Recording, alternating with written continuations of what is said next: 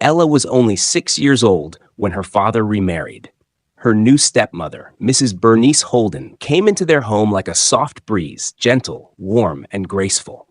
With her neatly tied scarves and soothing voice, Bernice had a way of making people feel safe. She brought along her daughter, Lucille, who was a year older than Ella and always wore ribbons in her hair. At first, life was beautiful. Bernice would brush Ella's hair every night, telling her bedtime stories with her arm wrapped around her shoulder. She would call her my sunshine, kiss her forehead, and say, "Your mother must have been a queen to give birth to a girl this precious." Ella believed it. She believed every word.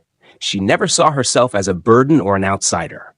Lucille and Ella shared their dolls, and they both giggled over silly drawings and made necklaces out of garden flowers. But seasons change, and so did Ella. By the time she turned 16, Ella had blossomed into something the village had never seen. Her skin glowed like fresh milk under morning light. Her eyes, big, round, and deep brown, could hold your gaze and never let go. Her long black hair flowed like silk, even without cream or oil. Even her voice had changed, soft, melodic, like a song waiting to be sung. People started to talk. The women at the stream would stare, then whisper. The market boys followed her with their eyes, stumbling over their words. Strangers who came to the village would ask, "Who is that girl? She walks like a queen." At village festivals, she no longer danced freely. Every time she moved, men called out, "That's my wife. I'll give 10 cows for her hand." Even the president of our nation wouldn't resist this one. Lucille, once the center of every gathering, became the shadow in Ella's light. And Bernice, the same woman who once called Ella her sunshine, now barely spoke to her. She would stare at her for too long, eyes cold, face unreadable. One day, Bernice watched Ella helping a farmer lift baskets at the village square. The old man looked at Bernice and said with a smile, "You must be proud. She's the flower of this land." Bernice only smiled back, but her hands were clenched tightly around her basket. Something had shifted, and Ella, sweet, innocent Ella, didn't notice. She still sang while sweeping the compound, still made flower bracelets for Lucille, still kissed Bernice on the cheek every morning. But what she didn't know was that her beauty had started a fire in her stepmother's heart. A quiet, slow-burning fire made of envy, fear, and something worse. One fateful day, the evening was cool. All families are seated outside their houses, relaxing and chatting when they heard it. It started with a royal trumpet at dawn. Then came the galloping horses, and finally the booming voice of the king's herald standing on a wooden platform in the village square. By royal decree, His Royal Highness, Prince Nathaniel Jameson, son of King Richard of Elberon, returns from the United States of America in search of a bride, one of our own. The village erupted. At the stream, the maidens screamed so loud, birds fled from the trees. Some dropped their calabashes, spilling water as they held each other and spun in circles. "The prince is coming from America. Do you know what that means? Eh, God, this is not the time to be ugly." They began singing, splashing, and dancing in the water. Prince Nathaniel, our chocolate prince. From New York to Texas, they called him king. Now he returns, rich and fine, and one of us will wear the crown. Back at the market, mothers left their stalls to dance in front of the palace gates. He studied in America, business, engineering, leadership. He owns a company in California and 3 houses in Miami. He drives cars that cost more than this entire market. The prince is no longer a prince. He's an international billionaire. They laughed. They danced. They thanked the king for choosing from home, not from those foreign girls with strange eyes and fake smiles. At least one of our daughters will enjoy. The girl he picks will wear Versace to fetch water. Meanwhile, in the Holden household, the air was different. From the window, Mrs. Bernice Holden watched as the maidens in the streets rehearsed their walk, their giggle, their smiles, each girl dreaming of catching the prince's eye. She turned slowly. She stared at Ella, who was helping peel cassava. The sunlight kissed her face. A few strands of hair escaped from her scarf, gently dancing with the breeze. Her skin looked like it was made of pearls. Lucille, standing nearby, seemed invisible beside her. Bernice's jaw tightened. Ella had grown even more breathtaking. Now 20, she moved like water, calm but captivating. Her cheekbones were higher, her eyes fuller, her lips like rose petals. Even in rags, she looked like royalty. Bernice's heart began to burn. No, no, no, no. Not this girl. I will not let that prince lay eyes on her. I did not raise my daughter to lose to a girl with no mother. And in that moment, her plans began to form. Quiet, cruel, and calculated. And with that, the love she once had for Ella vanished completely, swallowed by a new emotion she had never admitted to herself until that moment: jealousy. As the sun set that day, the atmosphere in the house for Ella changed. Because that same night, Bernice's heart turned to stone. She sat in the dark corner of her room, whispering to herself like a mad queen. I clothed her, I fed her, and now she dares to shine brighter than my own blood? She will not be queen. She will not even be seen. The next morning, before the first cock crowed, Bernice stormed into Ella's room. She yanked the bedsheet off her, her eyes flashing fire. You are leaving this room immediately to the abandoned small room beside the kitchen. From today, you no longer fetch water with the others. You'll scrub this house from the rooftop to the pit. No more combing of your hair. From now on, tie your hair with this old rag and stay out of sight. She handed a rag to her. Ella stared in confusion. But, Mama, what did I do? Slap, a hot, heavy slap landed on her cheek. Don't mama me, witch. You think you'll seduce the prince with those wicked eyes? He will never see you. Not as long as I breathe. From that day, Ella became a prisoner in her own home. Her mirror was taken away. Her makeup bag was also taken away. Her clothes were burned and replaced with torn rags meant for the dustbin. Her food was scraps and leftovers, while Lucille ate hot porridge and grilled meat. Whenever she tried to go near the gate to watch the dancers or even fetch water, Bernice would grab her by the ear and drag her back in. Worse still, Bernice had her locked in the storeroom during events and festivals. If the prince's eyes must see a girl, she hissed, let it be Lucille, not you, you useless orphan. Inside that dusty storeroom, Ella would cry silently into her arms. Rats ran across the floor. The air stank of kerosene and old yams. But even there, her spirit refused to break. She would whisper into the dark. My mother used to say, the stars shine brightest at night. One day, someone will see my light. But Bernice wasn't done yet. A few days before the prince's welcome ball, she took it a step further. She gave Ella a broken razor and ordered her to shave her head bald. Your hair is the devil's trap. Cut it off, or I will do it myself, with fire. Ella cried. She begged. But Bernice only laughed. I never raised you to become the queen, and since it's not part of the bargain from the beginning, I won't allow it to happen. As the grand royal welcome neared, and whispers spread that the prince would choose his bride before the village celebration, Bernice's panic deepened. Ella was still getting more beautiful. Even in rags and with her head shaved, her natural glow, grace, and calm spirit captured the quiet attention of elders and strangers alike. Something had to be done. So Bernice hatched a new plan. Not with chains this time, but with bribery and manipulation. Clad in a flowing wrapper and carrying a basket of dried fish and yams, she moved from house to house, trying to convince every mother with a beautiful daughter to step aside. Her voice was coated in fake warmth. You all know how generous I've been. Remember how I loaned you pepper during the last market day? If my daughter Lucille becomes queen, all of you will enjoy. There will be contracts, favors, appointments. Come on, let's be honest. My Lucille is exposed, trained, and beautiful. She has soft hands and speaks good English. The prince will be proud. She'll represent us all with grace. Some women nodded politely. Others muttered behind her back.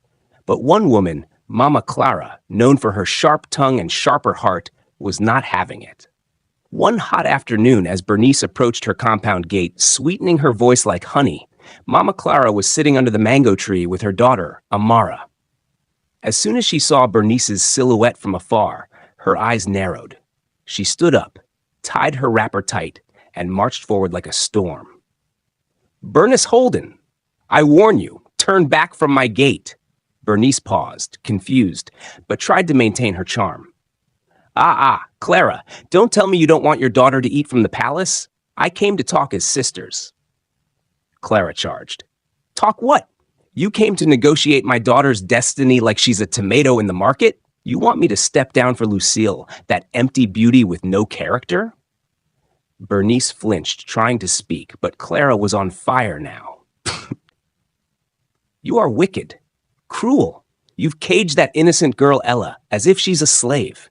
You burnt her clothes, shaved her head, locked her in a storeroom, and now you dare walk around here begging people to bury their own daughters for your Lucille?" The compound was quiet. Neighbors peeked from their windows. Even the birds stopped chirping. Mama Clara moved closer, eyes blazing. "Let me tell you something, Bernice. If there's any girl in this village the prince might look at, it's Ella, not your arrogant daughter who frowns more than the moon during an eclipse. Ella is more beautiful than 10 Lucilles. She's graceful, humble, and raised herself without help. But guess what? I won't beg for her. I'll let fate do its job. You should as well do the same by allowing fate to do its job, if you still have any shame left." Bernice stood frozen. Her lips trembled. She clutched her handbag like a defeated soldier. And as she turned and walked away slowly, murmurs rose in the air. The people were watching now. The village was talking. And the illusion was beginning to crumble. Just a few days after Mama Clara's confrontation with Bernice, a strange figure arrived in the village. He was short, shockingly short. His head barely reached the chest of the average man. But he walked with confidence, dressed in clean, neatly arranged clothes, carrying a small leather bag. When he got to the village square, he went straight to the market head, Mama Edna, a round, loud woman with a booming laugh and a sharp tongue. He bowed slightly and said, "Good day, Ma. I just moved into this village. Please, I need a small shop to rent. I'm willing to pay." Mama Edna squinted at him, then burst into loud laughter that echoed through the market. "Ha! So now that our prince is returning, strangers like you want to come and steal the spotlight? This one that you look like a joke from the gods? What do you even want to sell? Children's sandals?" People around started laughing too, but the dwarf didn't reply. He simply lowered his eyes and said, "I just want a place to work. That's all." Mama Edna rolled her eyes, but eventually pointed him to a small corner at the edge of the market. "Go and take that empty stall. It's beside the goat pen. It's been abandoned since last year. That's the best we can do for someone like you." Soon, the dwarf cleaned up the space and opened a tiny foodstuff shop. But as word of his arrival spread, so did mockery and cruelty.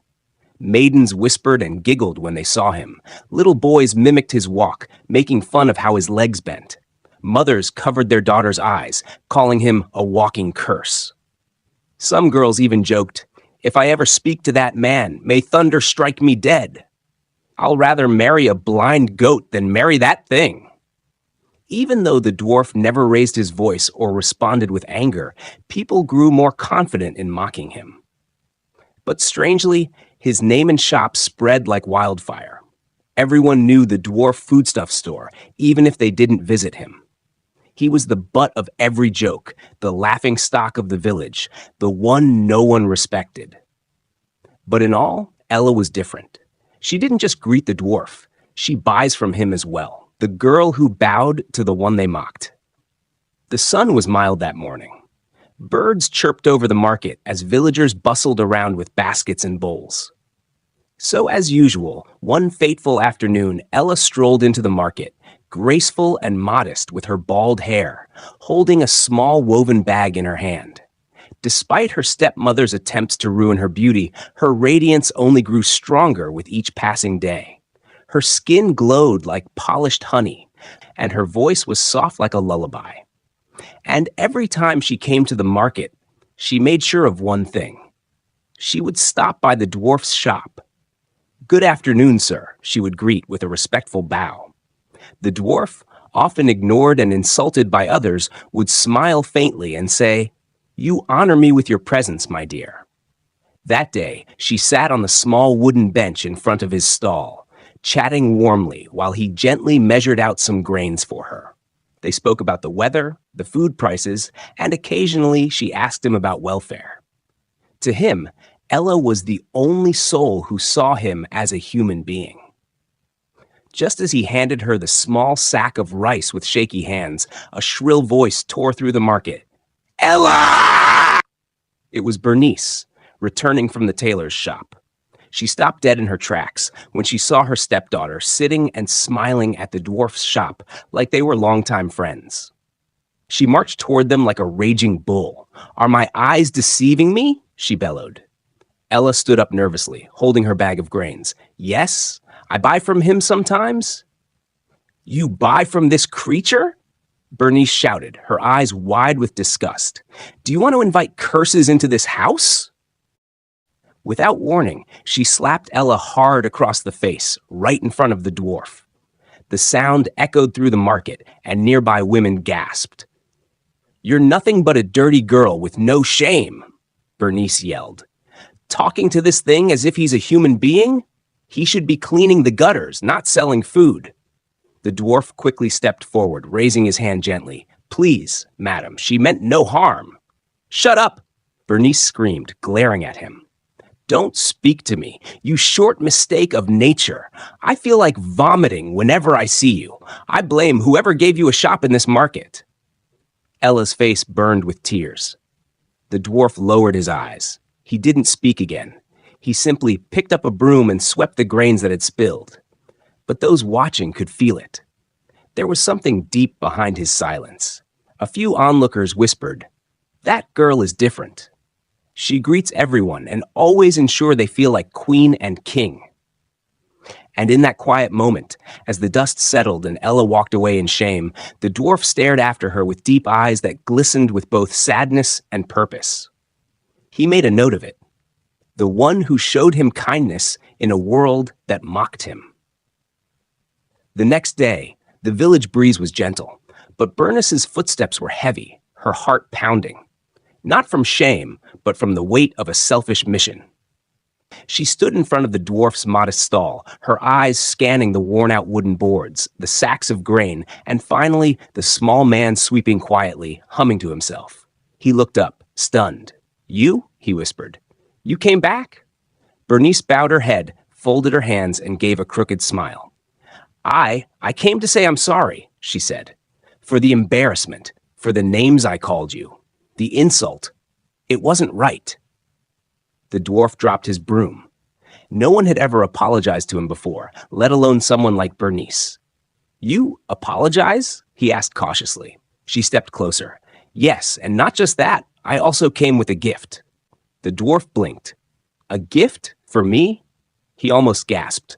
Since he arrived in the village, people had mocked him, scorned him, and vowed never to even greet him. A gift? It sounded unreal. "Yes," Bernice smiled wider, "a very special gift." She reached into her wrapper and pulled out a carefully wrapped parcel, dried meat and nuts. "Please accept this, and I want you to marry my daughter." The dwarf took a slow breath. "Your daughter?" "Yes," she nodded proudly. "Ella, she's very humble, very homely, and she's in love with you already." A dry chuckle escaped the dwarf's throat. "I do need a wife," he said softly. "But I thought I'd be the one to choose when the time comes." Bernice's eyes filled with sudden tears, crocodile tears. "Please," she begged, falling to her knees. "Do this for me. You're the only one she has ever loved. She cries about you day and night. She says you're kind, wise, and mysterious. Please, just say yes." The dwarf stepped back, confused. "I thought Ella was not your biological daughter." Bernice hesitated. A sharp glint danced in her eyes. The major thing is, she's mine. I raised her, fed her, gave her shelter. She owes me her life. It doesn't matter what the world calls her. She's part of my family." The dwarf's brows furrowed. "So, are you asking me to marry Ella?" Bernice smiled like a fox. "Ella, of course. She's the one that comes to your shop. She's the one who made you known in this market. That's the one my heart wants for you." The dwarf gave a long look, his mind racing with thoughts, but his face remained unreadable. "If she agrees to marry me," he said, "then I will marry her. I must hear it from her lips, not yours." Bernice's smile returned, wide and triumphant. "Oh, don't worry. She has no choice. She owes me her life. Just prepare for the marriage. She's all yours." She turned and strutted away, believing she had sealed a glorious deal.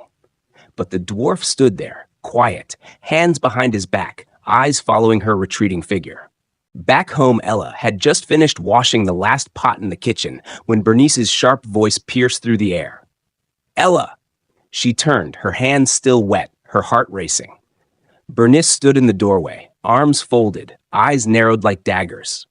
"Come here, now!" Ella walked toward her cautiously, wiping her hands on her wrapper. "Yes, ma?" "Shut up!" Bernice snapped before she could finish. "I've tolerated your pride for too long. That ends today." Ella looked confused. "What did I do?"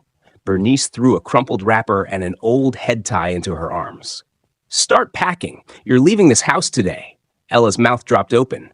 "Ooh, where am I going?" "To your husband's house," Bernice shouted. "You're getting married today."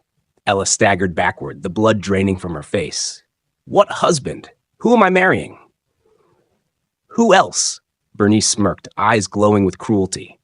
"That dwarf you've been smiling with in the market, the one who sells grains." Ella's hands trembled. "No, please, not him. I only respected him. I didn't mean anything more." "Enough," Bernice barked. "You've always acted like you're better than us. Let's see how you feel now. Married to the village curse." Please don't do this to me. I beg you." Ella dropped to her knees, tears rushing down her cheeks. "You raised me. I've never disobeyed you. Why would you give me away like this?" Bernice's palm landed hard across Ella's cheek. Slap! "You think you have a choice? After everything I've done for you? I gave you a roof, food, life. You owe me this marriage. Now get up and pack your things." Just then, Lucille walked in, dressed in royal colors. "Mom, make sure she marries him today," Lucille said coldly, not even sparing Ella a glance. "I don't want the prince to see that we have an irritation like her living under our roof." She turned to her mother, a smug look on her face. "Her face alone can ruin our chances." Bernice nodded in agreement. "Exactly my thoughts. Let's clear the road for your glory, my jewel." Ella couldn't believe what she was hearing. Her heart shattered into pieces. "But the prince hasn't even arrived yet. Why are you doing this to me? Please, just wait." "Shut up," Lucille snapped. "If you truly respected yourself, you'd have stayed invisible. But no, every man calls you their wife. Every mother wishes you were their daughter. Let's see who'll wish for a dwarf's wife now." Ella sobbed uncontrollably, her soul breaking under the weight of the betrayal. She looked at Bernice again, hoping for a flicker of mercy. But all she saw was satisfaction. "You're leaving this house before sunset," Bernice said, stone-hearted, "and may I never see your face again." As Bernice and Lucille continued their heartless torment of Ella, her cries barely muffled, a sudden knock echoed on the wooden door. Knock, knock. Everyone froze. Bernice quickly adjusted her wrapper and straightened her blouse.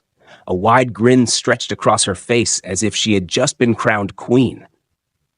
"That must be my in-law," she announced cheerfully, ignoring Ella's terrified expression. She opened the door, and there stood the dwarf, his short frame wrapped in a clean but simple native attire. "Ah, welcome, my son-in-law!" Bernice exclaimed as she clapped her hands together excitedly. Come in, we were just talking about you." Ella remained frozen like a statue, her chest rising and falling quickly. Her palms were sweaty, her heart racing. Her body trembled uncontrollably. Before she could even blink, Bernice leaned in close and whispered in her ear, "Smile and behave. One word, one frown, and I swear on your dead mother's grave, I'll kill you." Ella stiffened, lips trembling as she forced a faint smile that didn't reach her eyes. The dwarf politely greeted Lucille and Bernice, and finally turned to Ella with a soft, respectful bow. "Good afternoon, Miss Ella." She lowered her head and nodded without a word, hiding her tears. "I came to discuss something important," the dwarf said, standing in the middle of the small parlor. "I may be new to this village, and I may not be from wealth or nobility, but I believe every woman deserves honor." Bernice rolled her eyes dramatically, but kept her smile on. "Go on, my in-law. I want to do it the right way. In 4 days," he paused, "I would like to hold our engagement ceremony." Ella gasped silently. "Engagement?" Bernice blinked. "Why?" The dwarf smiled kindly. "Because she deserves to be celebrated, and I want the village to know how lucky I am." Bernice's face twitched with confusion and annoyance. "But why draw attention? You both are poor. You don't want to give these people more reasons to laugh at you, do you? Why not keep it low-key, do a quick wedding, and just take her away quietly?" The dwarf's expression didn't change. In fact, he smiled wider, calm and unreadable. "Because if they're going to laugh at us, let's give them more reasons to smile." Lucille scoffed and folded her arms. "You're quite bold for someone so short and poor," she muttered. The dwarf turned to her slowly and shook his head. Lucille's jaw dropped in disbelief. Bernice chuckled nervously to break the tension. "Well, fine. If you insist on this celebration, then get ready. But make sure you buy her the cheapest ring ever created. That should match her level." "I already have a ring," the dwarf replied, his eyes glancing at Ella. "One that no one in this village has ever seen before." Ella looked up briefly, confused and curious, but quickly lowered her gaze again. Bernice clapped once, hard. "4 days it is then. We'll send word to the village." As the dwarf turned to leave, he paused by the door. "Thank you for accepting me. I believe fate is working." Then he left. By the early hours of the next morning, the entire village was buzzing with gossip. The sun had barely risen, yet whispers had already reached every hut, every compound, and every market stall. Maidens gathered at the village stream, drawing water and drawing laughter. "Did you hear? Ella is getting engaged to the dwarf." "Ah, which Ella? That fine stepdaughter of Bernice?" "Which other Ella?" "The very one, engaged to the same dwarf we all mocked yesterday." "God forbid bad thing. If I ever attend such a cursed union, let the gods punish me." They burst into peals of mocking laughter, slapping their thighs and shaking their heads. Some younger maidens, filled with jealousy and pride, added with loud voices, "I'll never be caught at such a low-class event. My mother already paid for my tailor. I'm preparing for the prince's wedding, not some dwarf parade." Village shame. Why marry a girl like Ella off when the prince hasn't even chosen his bride? Is she that desperate? At the market square, mothers were still visiting tailors, measuring wrappers and laces, preparing for the royal ceremony. A few of them broke into songs of mockery as they passed stalls. "Some are marrying dwarfs, some are marrying kings. Some wear disgrace, others wear rings." "Don't mention me," one woman shouted. "Count me out. A whole me? Attend a dwarf's wedding? Let me not reduce myself. We're waiting for the prince, not for a mockery." Meanwhile, Mama Clara and a few respected elders had gathered outside their compound. Bernice happened to be passing by, dressed in fine attire, swaying her hips with pride as if she had made the most honorable decision. Mama Clara's voice rang out, "Bernice, stop right there."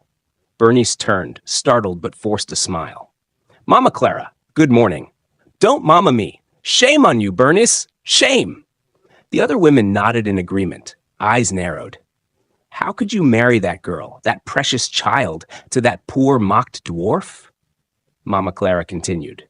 Another woman added, "When we were all laughing, she was the only one who respected him, and you used that against her." "I told you before, Leave fate to do its job, Mama Clara said, pointing a firm finger. But no, you sold her future. You couldn't do what's right with another woman's child. Your wickedness knows no bounds. Bernice tried to respond, but Mama Clara shut her up. Don't speak. Just go. You may have won this moment, but the gods are watching. Bernice hissed and walked away, muttering, All of you talk too much. Let's see how many of you will laugh after the wedding. As she disappeared down the path, Mama Clara shook her head slowly. Mark my words, she said quietly. This story is far from over. Later that afternoon, a whirlwind of whispers spread like wildfire through the village. The prince is back. I heard he's already in town. They say he's moving around secretly, looking for his queen. He doesn't want attention. He wants to observe in silence. The moment the news landed, the village erupted. The maidens of the land, each with dreams of a royal wedding, raced into action. The once calm village turned upside down. Every corner became a beauty spot. Hair was braided, skin was oiled, wrappers were adjusted tightly around curvy waists. Even laughter became calculated, timed for effect. But nowhere was the chaos more intense than at Bernice's compound. Bernice had summoned fashion experts from 2 neighboring cities. She hired a professional stylist for Lucille's hair, one that had styled the daughters of chiefs and nobles. We're not taking chances, Bernice said, supervising every thread of hair that fell into place. Today must mark the beginning of our reign. Lucille stood tall in her mirror. Her gown shimmered in the sunlight. She practiced catwalking, twirling gracefully while a trainer clapped and coached. Shoulders back, chin up, you are royalty. As Lucille stepped out to the road, her beauty was undeniable. Her skin glowed, her waist swayed with poise, and her smile was designed to captivate. Other girls along the path froze in envy. Ah, see Lucille, like goddess of beauty. If I were the prince, I wouldn't think twice. She's giving queen already. But behind all that glitter and celebration, inside the same house, in the backyard, bent over a wooden basin filled with foam and worn clothes, was Ella. Her hands were soaked, her palms red, and her eyes filled with silent tears. She looked at the 4 clothes left in her possession, each folded neatly beside her. Carefully, she scrubbed one of her old blouses, trying to erase the dirt and sadness from the fabric. Her heart was heavy. From inside the house, she could hear laughter, music, cheers, the sound of luxury, but not for her. Is this how my life will end? She thought.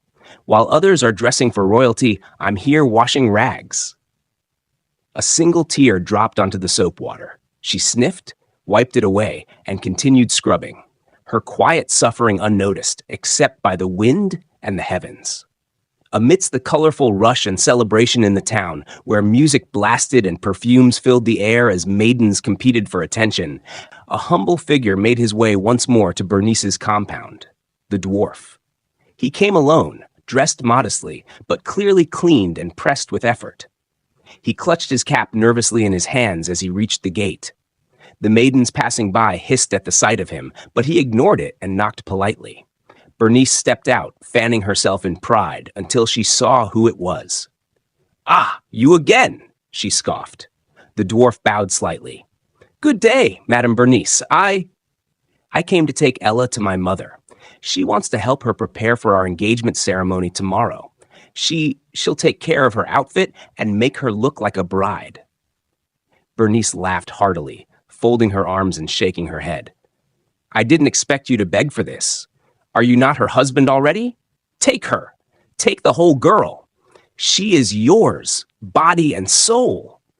She turned to the door and yelled harshly, Ella, your husband is here. Come out and follow him to his hut or wherever his old poor mother stays. Ella stepped out slowly, drying her hands on her wrapper.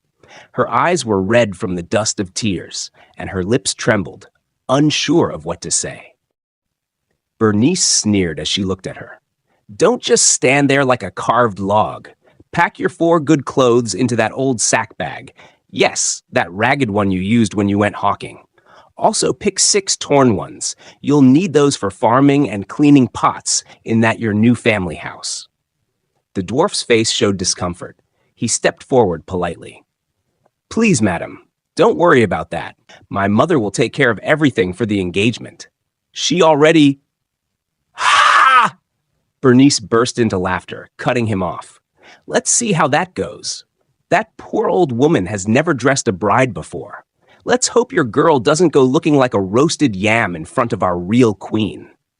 Just then, Lucille stormed into the room, flipping her hair, her gown sparkling in the sunlight. What is happening here? She snapped, then glared at the dwarf and Ella standing together. Why are they still here?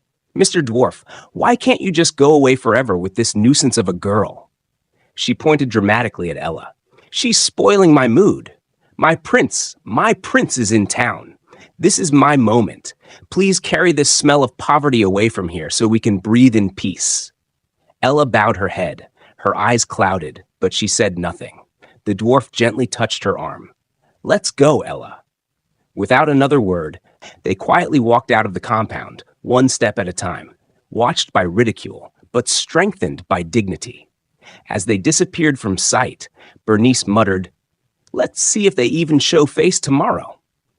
But the dwarf had already whispered to Ella with calm confidence, You are safe now. My mother is waiting, and she already calls you daughter. That evening, Ella and the dwarf arrived at a modest but tidy compound nestled between flowering shrubs and mango trees. The air smelled of boiled yam and pepper soup. Ella adjusted her dress nervously and stepped in quietly. An elderly woman, smartly dressed in a wrapper and blouse, emerged from the inner room. Her eyes were tired, but her smile was warm, genuine. Ah, so this is the girl, she said, arms open wide. You're welcome, my daughter. Ella quickly bent down, greeting respectfully, hiding the ache in her chest. Good evening, Mama. Thank you so much. I'm happy to be here. But before she could rise fully, the woman had already pulled her into a tight, motherly hug. My son has told me a lot about you. You are welcome. This is your home now. Ella smiled faintly. Home. The word almost brought tears to her eyes. Despite being a guest, Ella moved quickly into the kitchen, offering to help. She stirred the pot, checked the firewood, and joined in slicing vegetables. The elderly woman watched her from the doorway, surprised. No, my dear. You are the bride. You shouldn't be working tonight. But Ella replied softly, Mama, please, let me help. My hands are not heavy. This is who I am. Mama smiled and allowed her. She swept the compound, wiped the furniture, arranged the baskets and bowls, and even ironed Mama's head tie for the engagement. Inside the house, the dwarf sat beside his mother, laughing heartily for the first time in a while. She's the only one who makes me smile in that town, he said. She's kind. She's real. They mocked me, but she treats me with respect. The old woman nodded, glancing at Ella with pride. Suddenly, the door creaked open, and a tall, muscular man in a faded security uniform stepped in, wiping sweat from his brow. Mama, he said, panting slightly, I'm really hungry. Please, if there's any Gary, I've got groundnut already. The old woman looked toward the kitchen and replied, Please wait, my son. Ella will give you a little gari. She must be very tired too, but she'll serve you. Ella emerged quietly, having overheard. She leaned gently into Mama's ear and whispered, Mama, there's some food left in the kitchen. Should I serve him that instead of gari? But Mama gently patted her hand and said, No, my daughter. Do as I said. Let's keep the proper food for tomorrow's guests. Ella nodded in obedience. A few minutes later, she returned, not only with a small bowl of gari, but also with a modest plate of leftover food. She smiled as she handed it over. This is my own dinner. I'm not hungry tonight. The man took it, surprised and deeply grateful. Ah, thank you so much, sister. I will surely come for your wedding tomorrow. May God bless you. He bowed and left, smiling wide. The old woman looked at Ella with deep admiration. You gave him your food? Ella smiled softly, brushing her wrapper. There will be more tomorrow. He looked very hungry. The dwarf glanced at his mother and whispered, "She's more than I hoped for." That night, Ella slept in the small guest room, her head on a real pillow for the first time in a while, not dreaming of wealth, but of peace. The next day, all attention was on the fleet of sleek black cars slowly advancing into the road leading to Bernice's house. Mouths flew open. People gasped. Wait, is that not Lucille's house? En? What's going on? Maybe she offended the authority. Maybe she stepped on someone's toes. Or maybe the prince has chosen her. Murmurs rose like smoke in the air. Bernice, who had been inspecting Lucille's outfit, rushed outside, squinting and blinking. Who are these people? I hope we're not in trouble, she muttered, fear flashing in her eyes. Lucille grabbed her mother's hand, trembling. Mama, I swear, I didn't do anything. I didn't insult anyone. I don't know who these people are. The crowd grew thick. Faces pressed against gates. Some climbed low walls. All eyes watched the first car halt gently at the compound gate. Suddenly, the back door opened and out stepped the dwarf. Dressed in a sleek designer suit, his shoes shone like diamonds under the sun. He adjusted his shades and bowed slightly to the stunned villagers. Gasps! He walked confidently to the next car and opened the door like a chauffeur. Out stepped Ella. The crowd froze. Clad in a dazzling gold and white gown, with royal beads adorning her neck and hands, and her bald head glistening like polished ebony under the sun, she looked like a goddess reborn. Is that Ella? Even her former mockers couldn't believe their eyes. Her skin glowed, her posture was graceful, and her presence was royalty redefined. Lucille's jaw dropped. She hissed, "Even if he's richer than the whole world, I still won't marry him. Except maybe for the money." Bernice slapped her shoulder in frustration. "Shut up! What is love without money? If I had known he was this rich, I would have married you to him long ago, or even married him myself." People whispered among themselves. So the dwarf was rich all along? And we mocked him? Oh my God, I called him a cursed man. See Ella, see how beautiful she looks. Some rejoiced, some looked on in jealousy, and many regretted their cruelty. Ella saw their stunned faces, but only offered a faint, calm smile. No malice, no revenge, just quiet dignity. As she and the dwarf approached the grand chairs arranged for them beneath a decorated canopy, the crowd gasped again. 6 camels, real majestic camels, marched into the village square, draped in royal cloths and golden bells. The ground vibrated slightly as the people stepped back. Camels? Someone screamed. Even royalty are coming to this wedding? Who exactly is this man? Suddenly, a booming voice echoed across the gathering from a tall man in a beaded red robe holding a royal staff. Behold, the crown prince of our land. The crowd erupted. Screams, cheers, stunned silence, confusion. What's happening here? Is he here for Ella? Is the dwarf connected to royalty? The royal trumpet blew. From the last camel, a tall, graceful man dressed in a white robe trimmed with gold descended. He removed his veil slowly, handsome, regal, proud. Everyone bowed except Ella, who only stepped back slowly in disbelief, her eyes locked with the prince's. And he smiled at her. The air stood still. Gasps echoed around as the crown prince stepped down from the royal camel, his gold-trimmed robe flowing like water in the wind. Lucille's eyes widened. Her lips trembled. Mama, oh, my prince is here. This is my moment. That should be me. She grabbed Bernice's hand tightly. Both mother and daughter stepped forward, hips swinging, confidence rehearsed, but pride in full display. The crowd watched in anticipation. But just before they reached the prince, he turned away from them, walked past them, and bowed deeply to the dwarf. Thank you so much, uncle, he said with reverence. You got me the best of all. Silence. Ella gasped. Her hand flew to her mouth. She turned slowly, confusion written all over her face. Uncle? The prince then turned to face her, eyes soft, voice strong. Ella, I came to the house last night. I was the poor security man who begged for Gary. I watched how you humbled yourself and offered me your dinner instead, saying you weren't hungry. You chose kindness over comfort. That alone qualified you. You are the chosen one." The crowd erupted in disbelief. Lucille almost choked on her breath. Bernice staggered and fainted. The prince went down on one knee and brought out a dazzling, royal-crafted ring that sparkled like the sun. "Ella, please marry me. Be my wife. Stand beside me. Let's rule, serve, and uplift our people together." Ella's lips trembled as tears rolled freely down her cheeks. The world spun in her eyes. Her sobs choked her voice, but through trembling lips she whispered, "Yes! Yes! I will marry you." The crowd went wild. Some mothers wept tears of joy. Some wailed in regret. Ladies screamed in heartbreak and admiration. Lucille collapsed onto her knees, gasping, unable to speak. Bernice slumped backward onto a bench, fanning herself weakly. But Mama Clara was already dancing with joy, lifting her wrapper and swaying to the rhythm of Fate Fulfilled. "I told you all," she shouted, laughing with joy. "I told you, allow fate to run its course. See what has happened now. Who God lifts, no man can bring down." A golden royal canopy was quickly brought out. Ella was carefully lifted onto a royal camel, dressed with white silk and golden tassels. The crown prince mounted his own camel, smiling at her beside him.